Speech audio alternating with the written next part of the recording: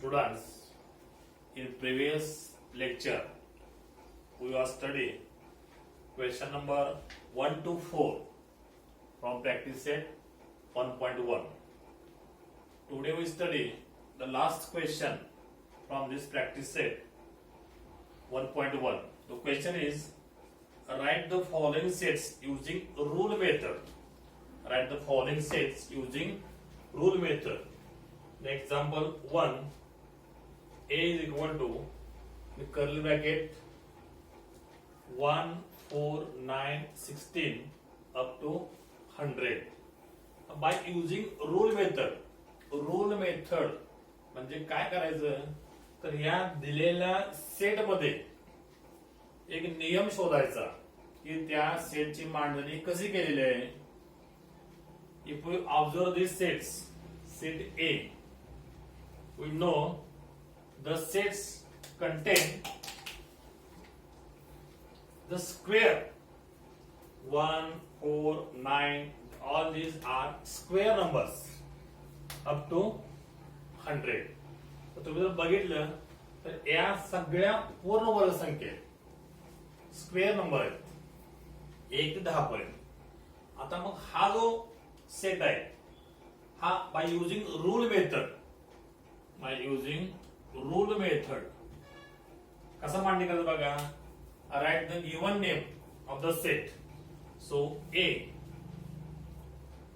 Is a set of all x such that x equal to काय म्हटले मी a हा दिलेलं नाव तेच घ्यायचं. a is equal to curly bracket variable कोणते घ्यायचं मी x घेतलेला आहे. a is a set of all x. या उभी जी व्हर्टिकल लाईन आहे त्याला म्हणायचं such that x equal to. आता इथं आपण म्हटलं this a square number. So right x equal to n square. पूर्ण वर्ग संख्या म्हणून आपण n स्क्वेअर घेतलं. Comma this 1 up to 100 square number is this included in natural numbers set. So x is the stop n.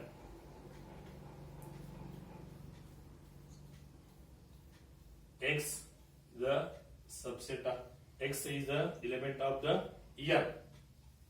Then आता एक कुठं पर्यंत आहे. सो x is 1 ते 10 पर्यंत स्क्वेअर आहे तेच आपण नियमान लिहायचं. So x is less than or equal to 10. याचं मिनिंग काय लेस दॅन इक्वल टू 10 किंवा 10 पेक्षा लहान. n is element of n means natural number. So this is the answer of this first example. Example number 2. Example number 2 काय b is equal to in curly bracket 6, 12, 18, 24, 30, 36, 42, 48. Bracket complete. Set complete. आता आहे हा set आपल्याला by using rule method लिहायचं. अत्यंत सोपी method आहे. आता याचं ऑब्झर्वेशन करा.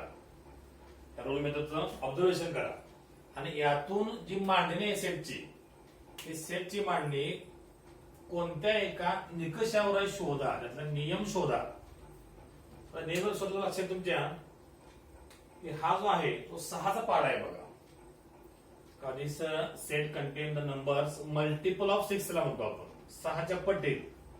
परंतु हा पाडा कुठपर्यंत आहे 6 1 6 आणि 6 8 6 8 जा 48 48 पर्यंत. तेच फक्त लिहायचं आपल्याला. बे सेटचं नाव आहे B is a set of all X such that X equal to. इथं पर्यंत कॉमनच एक्स. इथं आपण म्हटलं A is set of all X such that X equal to. इथं X is a set of all X X equal to. आता इथे हे स्क्वेअर नंबर होते आपण एन स्क्वेअर केलं. आता हे कोणते नंबर आहेत मल्टिपल ऑफ 6 च्या पटीतली नंबर आहे. एक्स इक्वल टू 6 n घ्यायचं. x इक्वल टू 6 येईल, मल्टिपल ऑफ 6 आहे ते. आता हे संख्या कोणत्या आहेत? 6, 12, 48 बद्दल संख्या. ह्या संख्या सुद्धा सगळ्या नॅचरल नंबरच आहेत.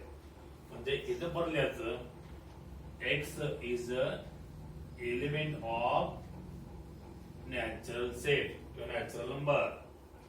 x is a set of n असलेले मी n denote the set of natural number. तर कुठंपर्यंत येते? इथं आपण बघितलं तर 6 1 जा 1 तर 6 की 6 म्हणता येईल आपल्याला. आणि तर 7 6 7 42 6 8 48. तेच बघलं बरोबर नाही. म्हणजे जे x किंमत आहे इथं आपण लेस दॅन 10 म्हणतोय, लेस दॅन इक्वल टू 10. आता इथं काय येणार? लेस दॅन इक्वल टू 8 येणार. So x is less than or equal to 10. This is the answer of this second example. Example number 3. C is equal to curly bracket इथं letters दिलेत capital S, M, I, L, E. Curly bracket complete. आता इथं जे letter दिलेत आपले, तर या letter पासून कोणता मिनिंगफुल वर्ड तयार होतो तो शोधायचा. तर आपण बघितलं आहे असं तर बघितलं आपण तर स्माइल हा वर्ड तयार होतोय बघा. तेच फक्त आपल्याला इथं लिहायचं आहे. म्हणजे कसं येतं आपल्याला? By rule method C is a set of all x such that x हे काय आहे? x is a letter.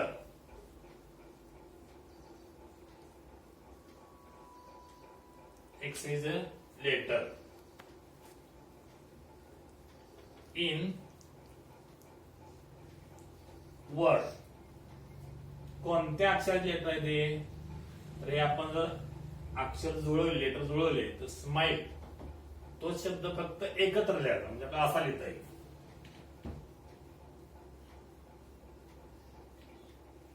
S, M, I, L, E.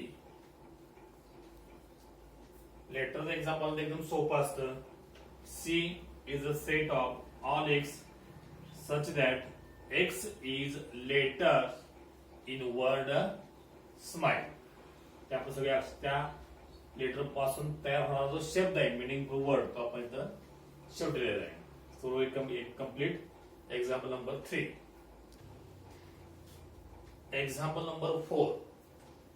D is equal to curly bracket Sunday, Monday, Tuesday, Wednesday, Thursday, Friday आणि Saturday. Curly bracket complete. आपल्याला आता हा जो दिलेला listing मेथडला जो सेट आहे या दिलेला सेट आहे तो आपल्याला या रूल मेथड लिहायचा आहे.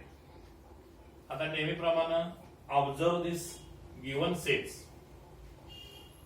And find out the rule from this given set in listing form. दिलेल्या यादीमध्ये निरीक्षण करा आणि त्यातला रूल शोधा, त्यातला नियम शोधा. हे काय आहे? तर संडे टू सॅटरडे म्हणजे हे आठवड्यांचे वार आहेत. आठवड्यांचे वार आहेत तेच आपल्याला रूल मेथड सांगायचे. आता कसं सांगायचं? लेटर तर डी आहे. So D is a set of all Y घेतो Y such that Y is हे काय? Days of week. Y is day of week. म्हणजे Y काय आहे? तर हे आठवड्यातील दिवसांची संख्या आहे.